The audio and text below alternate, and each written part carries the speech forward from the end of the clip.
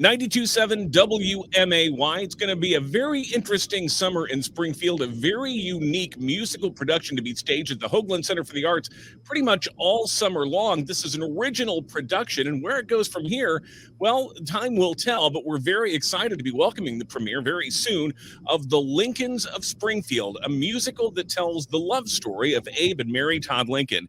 And we're joined by the author, Terry Cranier, his wife, Rebecca, who is the production director of this musical that is coming to the Hoagland Center for the Arts. And thank you both for being here. And we really appreciate your time and very excited to hear all about this. Oh, thank you for having us. It's a pleasure. We take us back, Terry. We'll start with you. Take us back to the origins of this show and what inspired you to write it. Well, I was raised in southern Ohio and southern Indiana, so I was exposed at an early age to all of the Lincoln historic sites back in that part of the country, and it was something that I had taken to when I was a young boy. I worked as an actor. I was always involved in theater. I was the kid in the fifth grade, who they picked to recite the Gettysburg Address. As I developed a passion for the Lincolns early on. I got my undergraduate degree at Indiana University, and where I studied theater and music. And it had always been a passion of mine.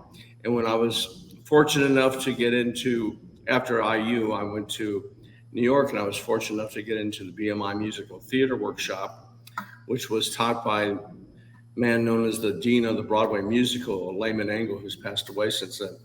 And I had suggested that I wanted to do an original musical, because sometimes you get into problems with rights. And I suggested this project, and he said, it's going to be a lot of work. And I said, I know that, but that's basically, I was trying to find something, an original piece that I was passionate about. Just as an aside, you had a famous classmate in that BMI theater workshop too, correct? Well, I have several, but probably the most well-known would be Howard Ashman. We were at Indiana University together. We both started writing about the same time, and we were picking each other's brains even back then. But I at that time I was writing more kind of pop folk music, but Howard was writing his first musical, which was based on Hans Christian Andersen's The Snow Queen. And so I think it's no accident that Disney ended up doing Frozen because of their relationship with Howard and his having written, the lyrics for Little Mermaid and most of Aladdin and Beauty and the Beast. Certainly. So yeah, we were good friends. Well, we're very excited that we get the benefit of having the Lincolns musical coming to Springfield here at the Hoagland Center for the Arts. Rebecca, I want to bring you into this conversation as you're handling a lot of the coordination of the production, et cetera. Your thoughts as your husband came to you with this idea and about the big undertaking to bring an original stage musical to life. Well, Terry and I have very similar backgrounds. I'm also from the Midwest. I'm from the Quad Cities, Davenport. I lived there till I was about 12. And so I also had early exposure to Lincoln as our greatest hero. And Terry and I met when we were both in Los Angeles. I was working at the Los Angeles Civic Light Opera, and he was developing his skills as a writer. And then we got married. And then he started working on this show. And at that time, we were living down the road from the Huntington Library, where they have a whole wing of Lincoln scholars. And being from the Midwest, we both understood how important it was that he got this script accurate, totally accurate.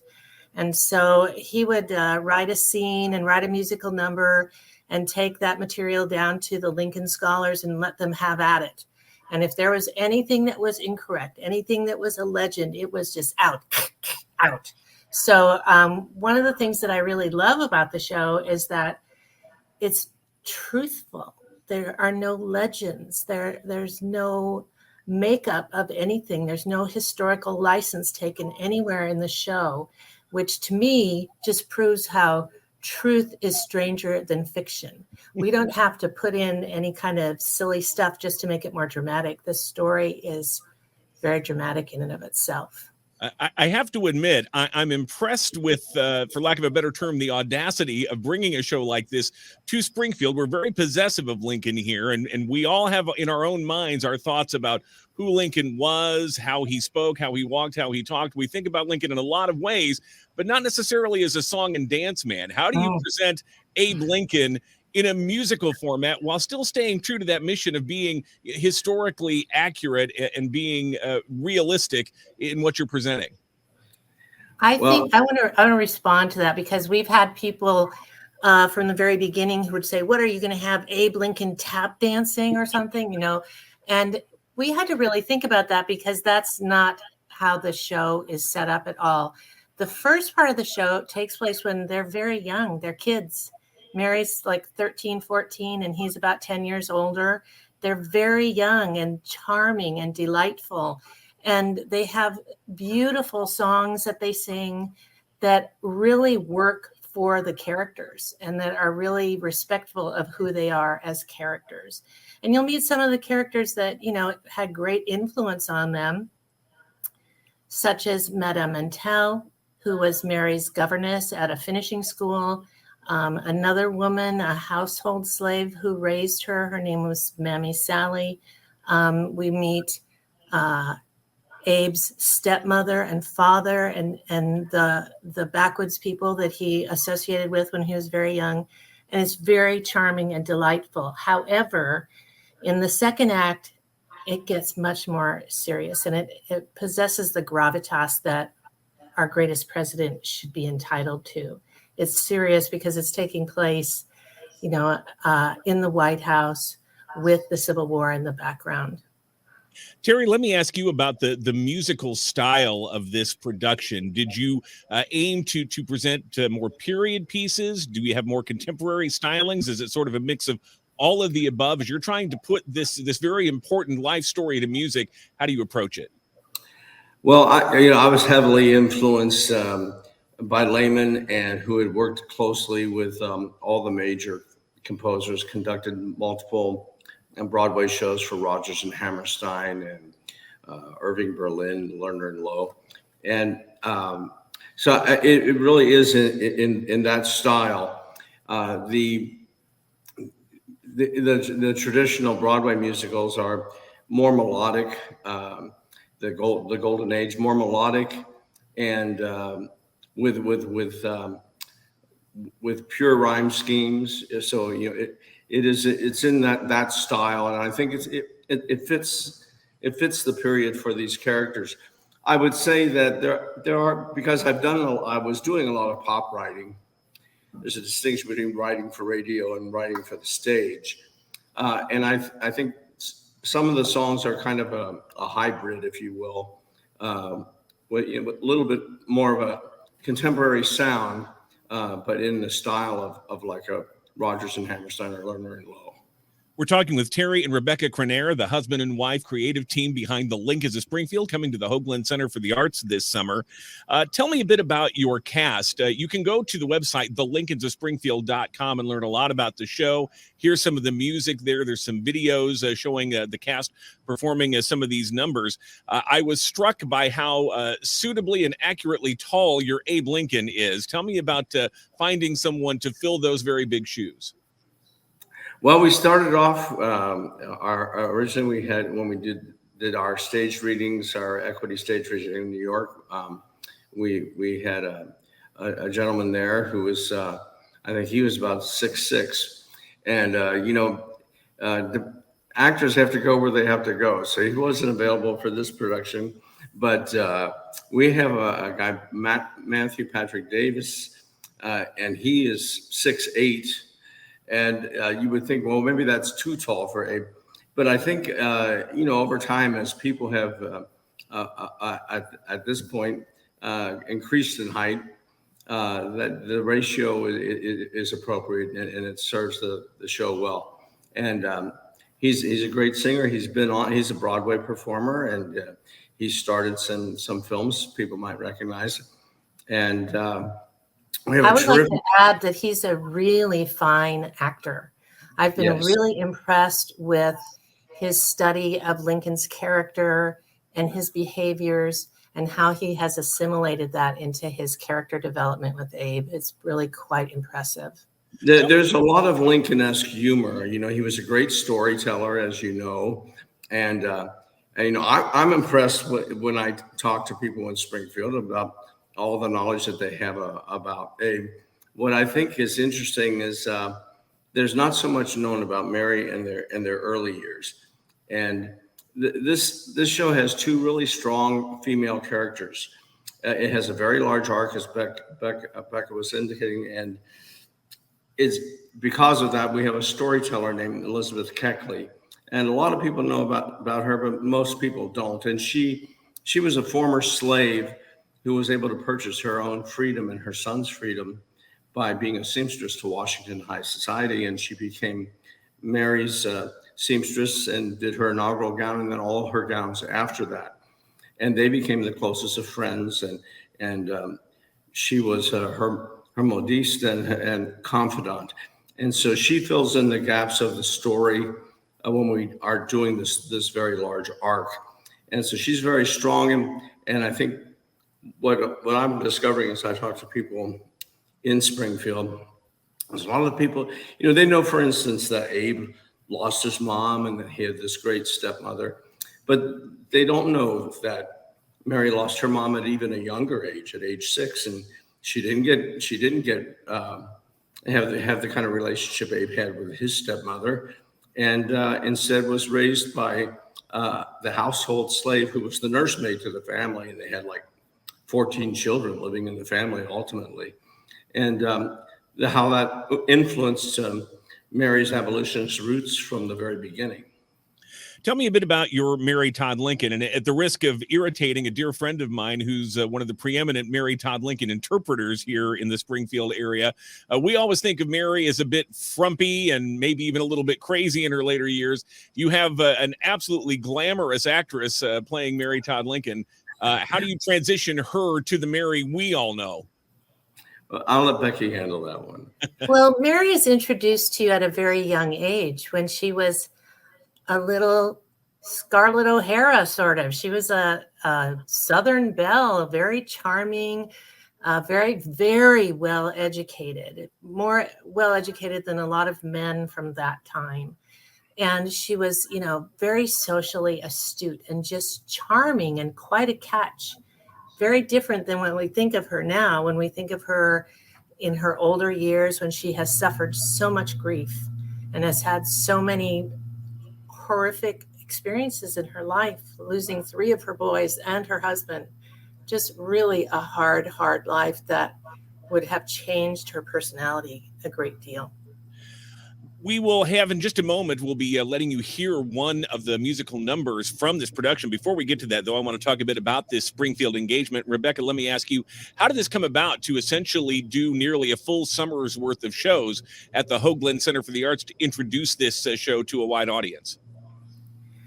Well, it's a lot of work, a lot of preparation, a lot of time, and talking about how we're going to do this, where we're going to produce it, how we're going to do that.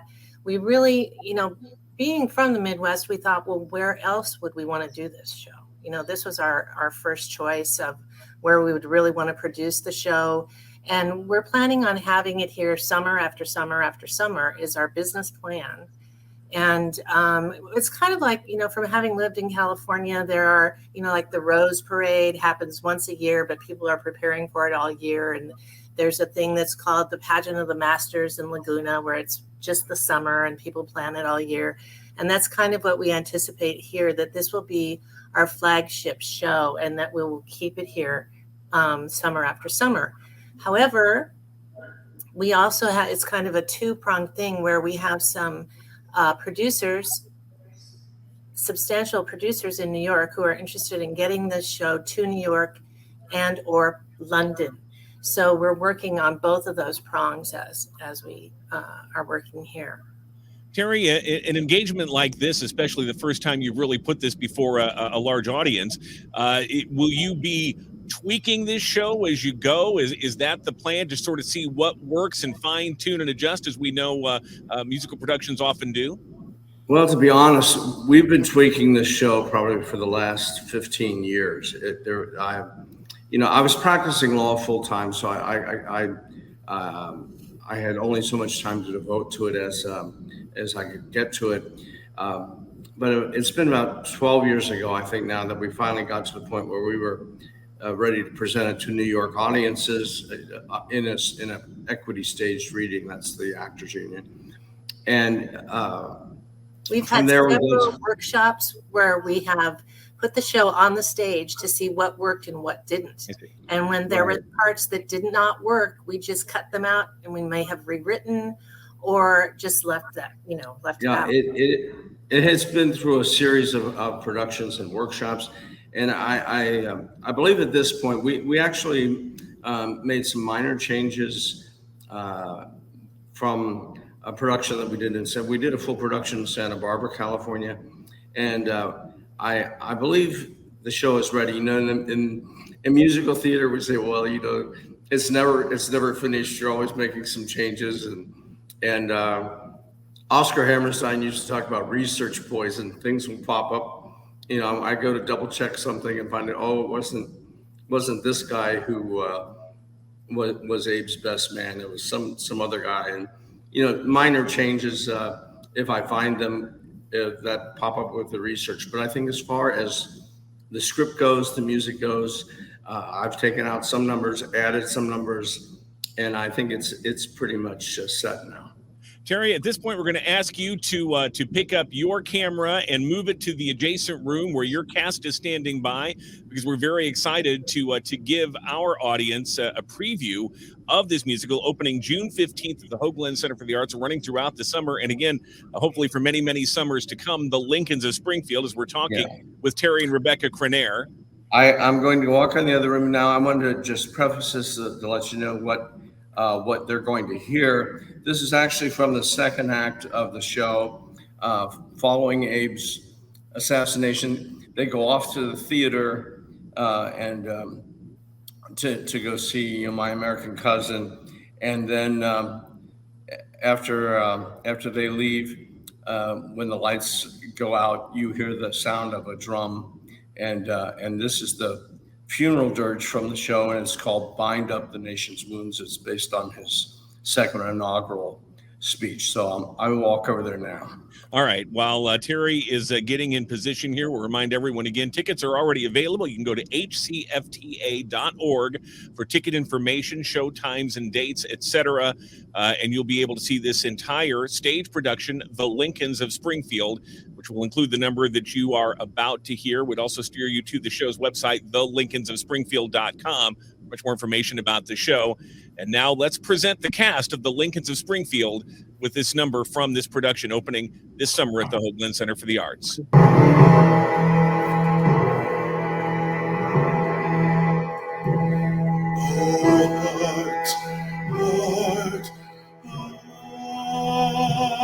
Oh, bleeding drops of red on the deck, my captain lies fallen, cold and dead.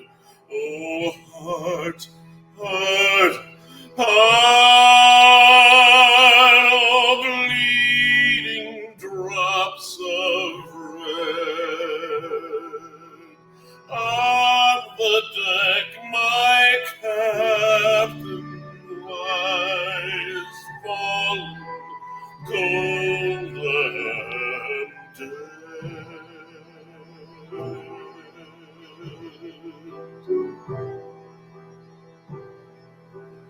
Bind up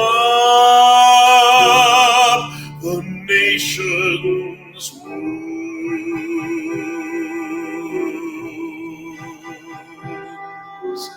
Bind up the nation's wounds.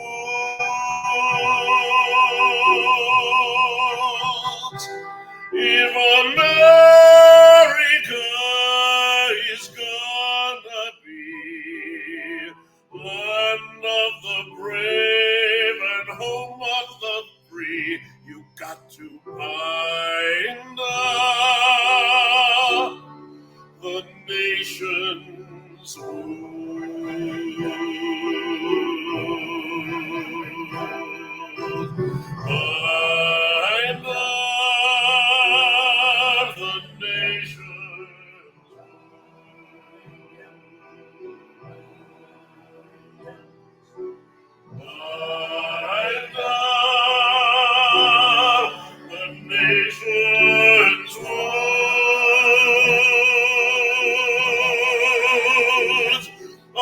My brothers and sisters across this land, sing together, join hand in hand, and bind the nations.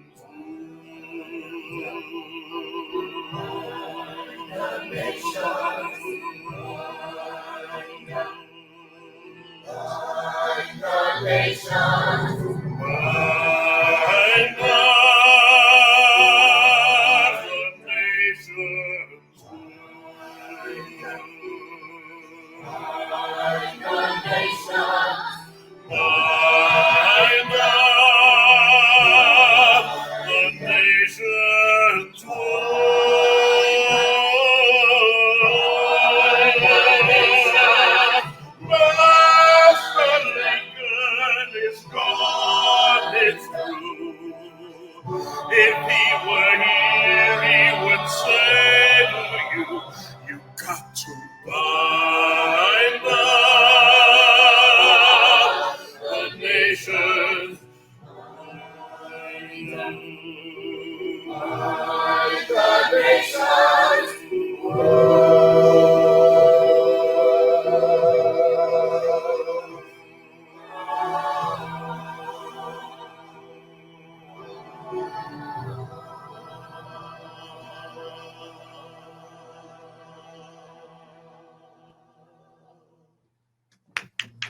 That was absolutely beautiful, haunting. Thank you all so much. Terry and Rebecca Crenner, thank you as well for sharing that with us and for sharing the story of the Lincolns of Springfield. Again, opening June 15th, Hoagland Center for the Arts, hcfta.org. You can also learn more at thelincolnsofspringfield.com.